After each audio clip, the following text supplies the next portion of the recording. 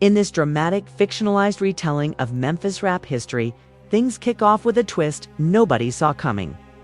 Because according to this imagined storyline, Key Glock has finally reached his breaking point, and the streets. The fans, even the industry insiders, are buzzing like never before. In this version of events, Glock steps into the spotlight with a look that's somewhere between heartbreak and fury. And he drops a bombshell hinting that someone close, someone trusted, someone who was supposed to ride for Young Dolph, has been moving in the shadows? It's the kind of revelation that sends shockwaves through the city. Fans are stunned. Social media is in meltdown mode, and the internet detectives, they're already connecting dots that might not even exist. Glock's voice cracks with emotion, like he's been carrying this weight for way too long. "Y'all don't know the half," he says in this dramatized scene. It was someone who wasn't supposed to fold, and instantly the drama ignites. Was it jealousy, money, hidden alliances, betrayal from the inside? Nobody knows. For sure, but in this explosive fictional moment, Glock is ready to talk, and the whole world is ready to listen. The moment Key Glock walked into that dimly lit Memphis studio in this fictional retelling, everybody in the room felt this shift in the air. It wasn't the usual quiet confidence he carried. This time, he moved like he had a storm inside him, like every step was heavy, every breath carrying something he'd been trying to bury for way too long. The engineer paused mid-mix. The producer stopped tapping the drum pad. Even the guy on FaceTime suddenly lowered his phone. Something was off, and everybody knew it. Glock didn't even sit down. He just stood there in the doorway, hoodie hanging, low eyes locked forward like he was replaying a memory he wished he could forget. And then, with a voice that was tight, almost shaking, he said in this fictional narrative, "I'm done staying quiet. They gone, hear me today." The room froze. See, for months since Dolph's death in this fictionalized version, Glock had been silent, choosing peace over chaos, distance over confrontation. Fans were always in his comments, begging him to speak, to expose, to name names. But Glock stayed respectful, loyal, controlled, until now. He grabbed a chair, flipped it around, sat on it backward, and stared at the panel of producers, managers, and day one friends who had pulled up because he'd told them he needed a real conversation. And when Glock said he needed to talk, he showed up. That's how it always worked. But today was different. "Y'all ever looked somebody in the face," Glock said in this dramatized scene, "and didn't realize they was the reason your whole world flipped upside down?" Murmurs filled the room. A manager shifted nervous. Someone started to speak, but Glock raised his hand. "Nah, let me finish." Outside, Memphis traffic hummed. Cars honked. Motorbikes buzzed down the street. Life was moving like normal, but inside that studio, time felt stuck. Glock inhaled slowly, like he had been holding this confession in his lungs for years. Then he said the sentence that blew the entire room apart. In this story, it was somebody close to Dolph, real close. Somebody he fed. Gasps. Hands over mouths. Eyes wide. You could feel the temperature drop. Nobody knew whether to ask questions or stay silent. The producer, Coach Larry, who had known both Glock and Dolph since the early days, leaned forward. "Glock, who are you talking about, bro?" Glock didn't answer immediately. Instead, he looked down at his hands, rubbing the tattoo across his knuckles, like he was grounding himself. You could practically hear his heartbeat pounding through the silence. "It don't make sense at first," he continued, "but when you start looking at the little things, the patterns, the lies, man, everything lines up." Someone in the back whispered, "This ain't real." Another answered, "He wouldn't be this mad if it wasn't." Glock finally lifted his head, eyes fiery. "I kept quiet out of respect. I kept quiet because I didn't want to bring more pain where we already had enough. But the truth don't care about nobody's feelings." It was clear in this fictional dramatization that he had been carrying something heavy, something that was slowly eating its way out. Then Glock grabbed his phone, unlocked it, and threw it on the table. "Look at that," he said. Everyone leaned in. Messages, screenshots, photos, voicemails, a whole timeline of betrayal. Not the kind of betrayal from an enemy. No. This was personal, intimate. This dude was around Dolph almost every day, Glock said. He was the type to dap him up, ride in the Sprinter, eat at his table. And the whole time he was making side moves. The reactions were intense. One of Glock's homies stood up, pacing, hands on his head. Another shook his head repeatedly, whispering, "Ain't no way. Ain't no way." "What did he do?" Larry asked softly. Glock leaned back in the chair. "He played both sides," he said. "He fed information to people who shouldn't have had access. He'd talk too much. He smiled too hard. Dolph ain't see it because he had a big heart." A heavy silence filled the room. Glock's voice cracked slightly, and I loved him for that. But it's that same big heart that let the wrong people in. In this fictional setting, fans online had long suspected inside betrayal. Theories, Reddit posts, TikTok breakdowns, they were everywhere. But to hear Glock himself point toward it, even in a fictionalized story, that was explosive. "You sure?" someone whispered. Glock nodded slowly. "Positive.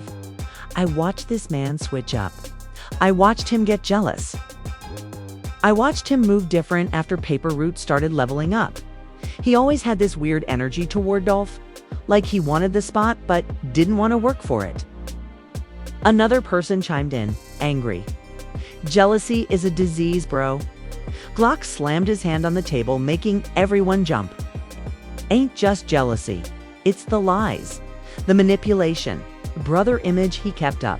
This man was sitting around us pretending like he loved Dolph. But behind the scenes, he was talking reckless, plotting, feeding the wrong people information." Someone cursed under their breath. "And the craziest part," Glock said, shoulders sagging, "Dolph defended him, every time. Even when folks told him they didn't trust that dude, Dolph said, nah, he's solid. He just misunderstood." A few heads dropped. Even in fiction, the thought hurt. "That's why I'm mad," Glock added, voice heavy. "Because the man Dolph protected the most might have been the one who betrayed him the worst." At that moment, the room erupted with emotions.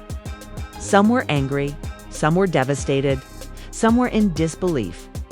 But all of them were shaken. "Glock," Larry said carefully, "if what you're saying is true, you know what this means, right?" Glock looked him dead in the eyes. "I know exactly what it means." "What you planning to do?" someone else asked. He didn't answer immediately. Instead, he stared at the glowing board of the mixing console, watching lights blink like warning signals. Then, with a cold calmness, Glock said, "I'm telling the world." The whole room inhaled sharply. "Not the details," he clarified. "Not yet. But they'd gone, no, somebody close to Dolph betrayed him.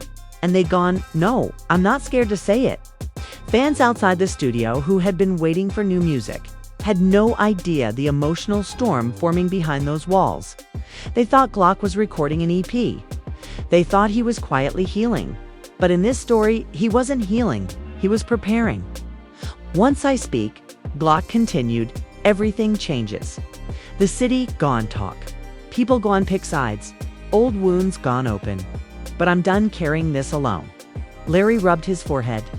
"You know, people gone trying to twist your words. I don't care anymore," Glock cut in. "The truth been eating me alive."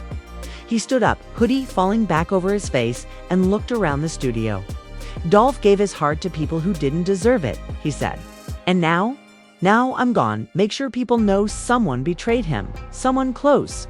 The room was silent as he walked out the door. And in that fictional moment, everything changed. When Key Glock walked out of the studio that night in this fictional retelling, he wasn't the same person who walked in. His shoulders were tense, his breath sharp, and the Memphis night felt heavier than usual. The streetlights flickered, cars hummed by, but Glock moved like he couldn't hear anything. Like he was locked inside his own storm. His phone buzzed, non-stop messages from the people in the studio. From fans, from folks who already sensed something was brewing. But he didn't answer. Instead, he got in his car, shut the door, and sat in silence. In this fictional narrative, the anger wasn't the loud, explosive type anymore. It was the quiet kind, the kind that simmers, that grips your stomach, that makes your hands tremble, the kind that comes from betrayal. He whispered to himself, Dolph ain't deserve that. Not from him. And as soon as those words left his mouth, a tear slid down his face. Glock wiped it quickly, like he didn't want even the darkness to see him at his weakest. Later that night, he pulled up to his cousin Tasha's house. She had been like a sister to him. Strong, straightforward, protective. The type of person who could handle any truth, no matter how ugly.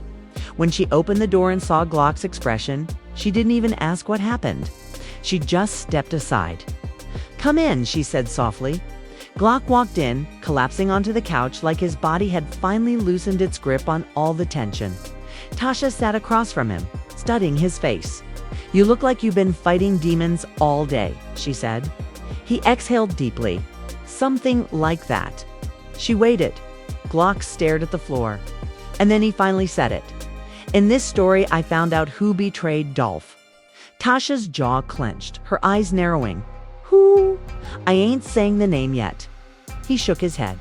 "But I'm telling you, it was somebody close. Somebody we trusted." Tasha's body stiffened. "How close?"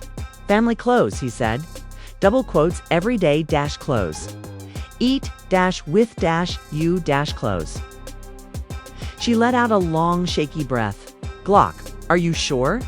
"I got receipts, messages, movements that don't add up. Conversations people overheard." His voice cracked.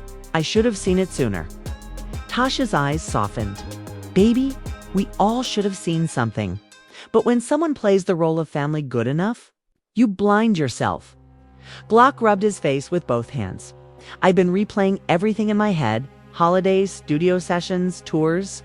This man was around us the whole time, smiling, laughing, acting like he loved Dolph. And he was jealous." She asked. "Envious," Glock corrected. "Jealousy you can see. Envy hides." Tasha nodded slowly. "So what are you gonna do?" "I'm going public." "Not with the name." "Not yet. But people need to know someone from inside betrayed him. Folks been saying it for years. I'm confirming it, at least the idea." Tasha leaned forward. "You know this is gonna shake the whole city, right? Streets gone, explode, interviews gone, be everywhere. Blogs gone, twist, whatever you say." "I know," Glock said, "but I can't stay quiet anymore." Tasha sighed and grabbed his hand. "If you're gonna do this, do it smart." Meanwhile, word spread fast in the city, not because Glock said anything publicly yet, but because Memphis gossip travels at lightning speed in this fictional world. Someone from the studio told someone. Someone else posted a cryptic message. Within hours, fans on social media were already in a frenzy, tweets popping off. Why Key Glock looked like he ready to expose someone? Something going down tonight, FR. What is he talking about? TikTok creators had already made videos with intense music, captions like Key Glock about to spill everything, and hundreds of thousands of views. But the real storm hit when Glock finally went live. It was just past midnight. He sat in his dim living room, hoodie up, face serious. The comments flooded the screen at lightning speed. "What happened?" "Glock, you good? Don't scare us like this." He stared at the camera for a long moment, breathing slowly, and then said, "I'm only gone say this once. Someone Dolph trusted betrayed him." The entire comment section exploded. Instantly, thousands of viewers started spamming emojis, question marks, names, conspiracies, theories. Glock didn't even react to them. He continued, voice heavy. "I ain't naming nobody, but I've been quiet long enough. Y'all keep asking why I get distant, why I don't rock with certain people, why I don't go certain places. It's 'cause of what I found out." He paused, his jaw tightening. Dolph had a big heart. Too big sometimes. He let people in who ain't deserved to be there. People who pretended to love him, but didn't. Someone commented, "You token FR." Another, "Glock, what you mean?" Glock looked straight into the camera. "I ain't lying. This ain't no clout move. This ain't no promo. This pain." His voice cracked slightly, something fans were not used to seeing. You ever find out somebody you've been breaking bread with was breaking loyalty behind your back? The live chat froze for a moment. Even the algorithm seemed stunned. Then Glock took a deep breath. "Dolph ain't deserve that. And I ain't protecting no snake." And with that, he ended the live. Just disappeared. No warning. No follow-up. Fans were left screaming into the void. Twitter turned into chaos. Instagram blogs went into overdrive. Even celebrities started reacting. In this fictional story, it was everywhere. This Glock situation, crazy. Someone betrayed Dolph. What's happening in Memphis right now? Betrayed Dolph. What's happening in Memphis right now? Glock shut off his phone after the live and sat back in silence. He felt lighter, like he'd ripped off a bandage he'd been too scared to touch. But he also knew what was coming next. Within minutes, his manager called. "Glock, what did you just do?" "Tell the truth," Glock replied calmly. "You just set the internet on fire." "Good. This could get messy, bro." "It already was messy," Glock said. "I'm just not hiding it anymore." Meanwhile, the person Glock referred to, the unnamed figure in this fictional account, saw the live too. And he was furious. He paced across his living room, phone in hand, muttering to himself. "He trying to blame me? Me? He better keep my name out his mouth." His girlfriend, sitting on the couch, asked nervously, "You think he's talking about you?" "He better not be," he snapped. "Dolph loved me. I was loyal." But even he didn't sound confident. He grabbed his phone, typed a long message, deleted it. Typed another. Deleted that one too. He didn't know whether to defend himself, threaten Glock, or pretend nothing was happening. Everything was unraveling. Meanwhile, Glock drove back to the paper route office. He needed clarity, closure, something inside the office. He found Mia J. Dolph's partner in this fictional retelling. She was sitting at the conference table, papers spread out, headphones in. When she looked up and saw Glock's expression, she pulled the headphones off. "Baby, what's wrong?" Glock hovered in the doorway for a moment. "Mia, somebody betrayed him," he said quietly. "Someone close?" Her eyes filled with pain. "Glock, don't do this to me today. I ain't lying." "Who?" she whispered. "I can't say yet, but I got proof." She covered her face, tears slipping through her fingers. "Why? Why would someone do that to him?" "He loved people so hard." "I know," Glock said, voice cracking. "And that's why it hurts." Mia wiped her eyes and slowly looked up. "If you go public with this, everything changes." "I know," Glock repeated. A beat of silence. Then Mia said something Glock would never forget. "If you tell the truth, tell all of it." Glock's stomach dropped. Because she was right. The morning after Key Glock's late night live, Memphis woke up to chaos. In this fictional retelling, radio shows were scrambling to talk about it. Twitter was flooded with theories. YouTube channels posted 10-minute breakdowns before brushing their teeth. And the entire Paper Route Empire fanbase felt like the ground was shaking beneath them. But Glock, he hadn't slept a second.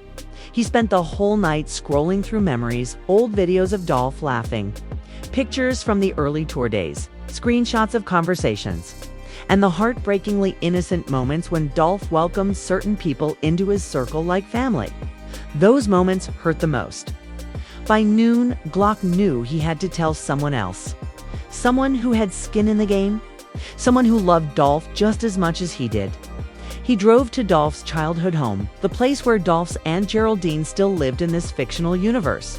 She had practically helped raise Dolph. She'd fed Glock too, back when he was a skinny kid running wild with nothing but potential. When she opened the door and saw him, her whole face lit up. "Keyshawn, baby, come on in."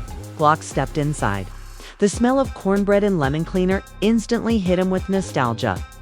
Photos of Dolph were everywhere on the walls, on the shelves, even under clear plastic table covers.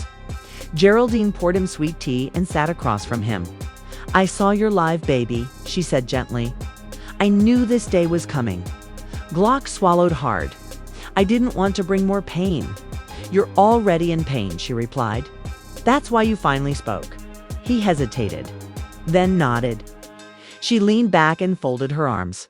"So tell me, in this story, who betrayed my baby?"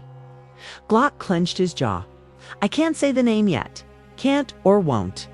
He looked down at the table. "Both. Geraldine's side key. Secrets grow mold. And mold spreads." The words hit him like a punch. "Dolph trusted too many people," she added. His heart was big. But big hearts attract the wrong ones too. Glock rubbed his forehead. "That's exactly what happened." Geraldine stared into him like she could read the truth without hearing it. "Someone close?" "Real close." She didn't respond, she just sat there, her hands slowly tightening around her glass like she'd expected this betrayal long before Glock confirmed it. Finally, she said, "Then say it when you're ready. Don't let fear tie your tongue." Glock exhaled shakily. Then he heard footsteps approaching. Geraldine's daughter, Vanessa, walked into the kitchen. She had always been protective of Dolph, the loud cousin who would fight anyone for him. When she saw Glock, she put her hands on her hips and said sharply, "So that's what we're doing now? Talking in riddles online." Glock blinked. "What?" "You went live. You dropped a bomb. Then you dipped. You can't do that and expect silence." "I'm processing," he said. "We all processing." She snapped. "But you saying somebody close betrayed Dolph? You think that's something we can just sip tea over?" Geraldine stepped in. "Nessa? No, Mama. He needs to hear this." She pointed at Glock. "If you gone say something that big, you need to finish the sentence. Don't light the match, then drop it on the carpet." Glock's eyes darkened. "You think I did it for attention?" "No," she said. "I think you did it because you're hurting. But hurt people can cause earthquakes without realizing it." Glock looked away. Vanessa softened a little. "I ain't attacking you. I'm scared. That's all. Scared of what happens next." Glock finally spoke. "I'm scared too." The room went quiet. Then Geraldine slowly said, "Baby, whatever you know, whatever you found, it's bigger than you now. You can't hold it alone." Glock nodded. "I know." But the real shock came when Geraldine asked the question Glock had been dreading. "Does Mia know?" Glock hesitated, and that told her everything. "You told her?" Geraldine said quietly. "She needed to know," Glock said. Vanessa let out a long breath. "Key. Whatever this truth is, it's about to rip old wounds wide open." Glock whispered, "They already open." He stood up, thanking them both, and walked out with a weight on his shoulders that felt heavier than before. The moment he stepped outside, his phone started buzzing again. Dozens of calls, hundreds of messages. But one notification froze him. A DM from the person he hinted at in the live. It said, "We need to talk." Glock stared at the screen, hands trembling slightly. He didn't reply. He just put the phone back in his pocket and walked to his car. Meanwhile, across the city, that unnamed person, let's call him Marcus for. That unnamed person, let's call him Marcus for. The fictional storyline was spiraling. He had been loyal to Dolph, or so he told himself. But the guilt wasn't clean. It was fuzzy, layered, confusing. There were things he'd said, things he'd told people, places he'd been that he shouldn't have been at, and conversations that could easily be twisted. Marcus paced his porch, chain swinging, shaking with frustration. "This man trying to ruin me," he muttered. "Always hated me anyway." His friend Jay sat nearby, scrolling through comments. "Bro, people already accusing you." Marcus's head snapped up. "What? Why?" Jay turned the screen toward him. Comment after comment after comment. Marcus, Ben shady. Wasn't he around Dolph heavy? He low-key jealous of Glock. I always felt weird vibes from him. Marcus threw the phone onto the couch. "Man, these fans stupid. They don't know nothing." But the panic in his voice didn't match his words. Jay stared at him hard. "Marcus, be honest. Did you ever say something you shouldn't have said?" Marcus's eyes darted away. I ain't snitch. Ain't betray, but I might have told the wrong people too much. Jay froze. Like what? Just stuff, schedules, places Dolph liked to go. Who he was beefing with? Little things. Why would you do that? Jay shouted. Bop. Marcus slammed a fist on the table. I was venting. I ain't know they'd use it against him. Jay's face fell. Oh my God. Glock is talking about you. Marcus's breathing turned fast. But I ain't mean for nothing to happen. They twisted it, bro. They took what I said and did something wild with it. That's still betrayal, Jay said, even if you didn't plan it. Marcus collapsed on the porch chair, shaking. What do I do now? Jay looked at him, fear in his eyes. You better talk to Glock before he names you. Marcus grabbed his keys and ran to his car. Meanwhile, Glock drove to the river, a quiet place Dolph used to go when he needed clarity. Glock stepped out, staring at the water. He replayed the live in his head. He replayed Mia's words, Geraldine's pain, Vanessa's anger. Then he felt his phone vibrate again. This time, it wasn't Marcus. It was a FaceTime request from Snoop, one of Dolph's closest day one homies in this fictional account. Glock answered. Snoop's voice came through fast, urgent, and cracked with emotion. Glock, tell me it ain't who I think it is. Glock looked away, jaw clenching. Snoop yelled, Bro, don't play with me. Tell me now. Glock whispered something so quietly the wind almost stole it. It's him, Snoop. It's him. Snoop threw his phone, screaming off camera. You could hear things crashing. Nah. That dude loved Dolph. Dolph fed him. He was like family. Glock's voice cracked. I know. Snoop came back into frame, tears in his eyes. I'll kill him, I swear. No, Glock shouted. Don't make this worse. Snoop breathed heavily, chest heaving with pain. You gonna expose him? Glock stared at the water. Yeah. Glock nodded. Because the truth was coming. And the city wasn't ready. The city of Memphis was buzzing like a live wire, every block whispering the same questions.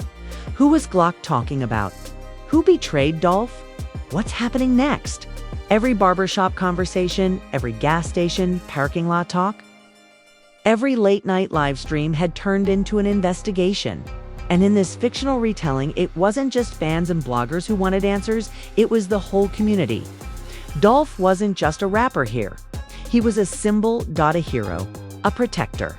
So when Glock hinted that betrayal came from the inside, people felt it like a fresh wound reopening. But Glock had gone silent again. No posts, no lives, no tweets.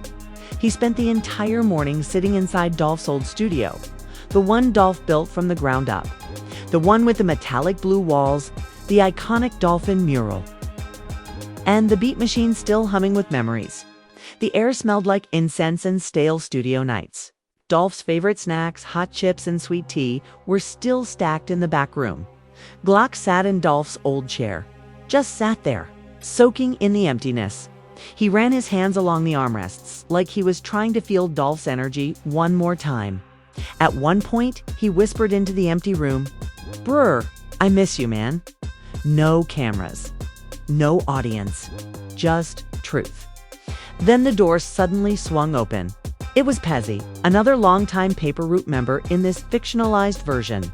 Loud, dramatic, unpredictable. He stormed in like he had been running full speed. Glock, what you doing here? People looking for you. The whole internet exploding. Glock didn't move. I know. You just gone sit here like the world ain't on fire? I needed a minute. Pezzy threw his arms up. A minute. You shook the whole city, bro. Glock finally stood, turning toward him. His eyes were swollen, but his jaw was solid. I said what needed to be said. Yeah, Pezzy muttered, pacing. But now you gotta finish it.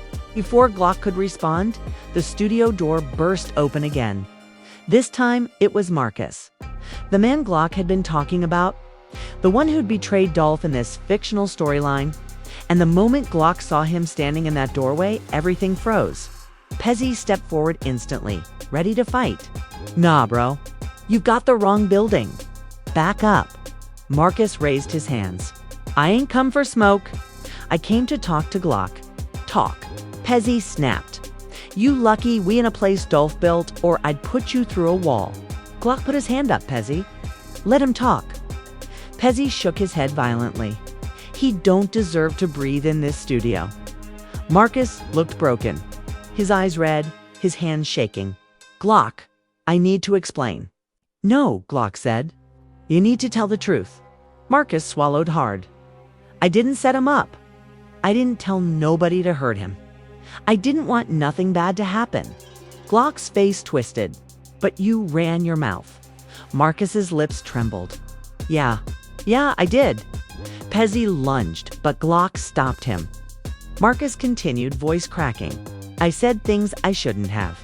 I told people stuff because I thought they were fans, or homies, or just people who cared. I didn't know they had bad intentions. Glock shook his head slowly. You knew they weren't right. You knew they were leeches. Marcus looked away. I thought it was harmless talk. Nothing with Dolph was harmless talk. Glock snapped. You knew better. Marcus wiped his eyes. I was jealous, man. I ain't gonna lie. Dolph was everything I wanted to be. Successful, respected, loved, and sometimes. He made it look easy. I ain't never want to hurt him, bro. I loved him too. Pezzy laughed bitterly. Love. You call that love? Marcus's voice cracked. I messed up. I messed up bad. I messed up bad. And I gotta live with that. Glock stepped closer, face inches from Marcus. You didn't just mess up. You betrayed loyalty, betrayed trust, betrayed somebody who would have died for you. Marcus broke down right there, collapsing into the studio chair. I know, he sobbed. And I'm sorry, but Glock didn't budge. Sorry don't change what happened. Pezzy chimed in coldly. Once you break trust like that, ain't no coming back. Marcus nodded slowly. I know. Glock turned his back to him. You should leave before more people find out you're here. Marcus stood, wiping his face. But Glock. Glock didn't answer. Marcus whispered, tell them the truth. Tell the whole truth. Even if it destroys me. I deserve it. Then he walked out. As soon as the door closed, Pezzy spun toward Glock. Bro, that man guilty as hell. You gotta expose him. Glock stared at the door, conflicted. I didn't expect him to admit it. He ain't admit everything, Pezzy countered. He just scared. Glock inhaled deeply. I gotta talk to Mia first. Pezzy nodded. She deserves to hear it from you. Later that evening, Glock pulled up to Mia J's house. The porch light was on, the smell of jasmine filled the air. He knocked. When she opened the door, she didn't speak. She just looked into his eyes and said, You found him. Glock nodded. Did he confess? Yeah. Mia exhaled, tears welling. Then you know what you have to do? Glock looked down at the floor. It's gonna tear the city apart. No, Mia said softly. The lie already did that. The truth will heal it. He looked up, surprised by her strength. You really want me to expose him? He whispered. I want peace, she said. And peace don't come from hiding snakes. Glock nodded slowly. Okay, he said. Tomorrow, I'm telling everything. The next day to 6 p.m., Glock hit Go Live. Tens of thousands poured in instantly. Comments rolled faster than the screen could keep up. What's going on? Glock, we ready? Who betrayed Dolph? Glock stared into the camera, breathing slow and steady. And then he said, I told y'all somebody close betrayed Dolph. Today, I'm telling the truth. The entire internet froze. This person wasn't an outsider. He wasn't an enemy. He was one of us. Someone in the circle. Someone who got jealous. Someone who talked too much. Someone who fed info to the wrong people. Fans spammed the comments. Who? Glock continued, I ain't gotta say his name. He knows who he is. And after what happened yesterday, y'all will know too. He paused, letting the tension build. He admitted it. It's my face. He told the wrong people too much. He let his ego drive him. And what happened to Dolph? It ain't directly his plan, but he opened the door for it. Glock's voice hardened. That's betrayal, and it ends today. He ain't paper route. He ain't family. He ain't with us no more. The chat erupted. Fire emojis, shocked faces, crying emojis, endless comments. Glock ended the live with one final message. Dolph always said loyalty over everything. So from today on, I'm protecting that. No more snakes. Then he ended the live across the city. Marcus sat alone in his dark apartment, tears falling silently as his phone buzzed nonstop. Across town, Mia lit a candle beside Dolph's picture. At the studio, Pezzi punched the air, yelling, "That's how you stand on business." And Glock. He walked outside, looked up at the sky, and whispered, "This for you, Dolph." The truth was finally out. But the healing had just begun. And just like that, this fictional retelling leaves the whole culture holding its breath. Because even after everything that went down, the late-night confessions, the emotional confrontations, the hidden recordings, the secret meetings, the masked figure running from the studio, and Glock finally standing his ground, there are still so many questions hanging in the air. Fans are shocked, the streets are buzzing, and even insiders don't know which version of the truth to believe anymore. This whole situation has the energy of something that isn't over yet, not even close. Did Glock reveal too much? Did Keon get away with something bigger than anyone realized? Was that footage in the voicemail reel or a setup? And will the family ever be fully united again? Or is this divide too deep to repair inside this fictional universe? The emotions ran high from beginning to end. And if one thing is clear, it's that loyalty, real loyalty, is fragile. In this dramatic version of events, Glock exposed what he believed needed to be said, and now the streets are left whispering, debating, analyzing, and spinning theories like never before. And you already know, once a story hits Memphis, the world picks it up next. But now it's your turn. If you're still here watching this story unfold, if you've been locked in from part 1 to the final second, then go ahead and drop your thoughts in the comments right now. Who do you think was really moving foul in this fictional storyline? Do you think Glock will drop even more truth? Or do you think there's another twist coming? Make sure you like the video, subscribe to the channel, hit that notification bell so you don't miss when the next chapter drops, and share this with somebody who loves rap drama just as much as you do. This story isn't done, not by a long shot. This story isn't done, not by a long shot.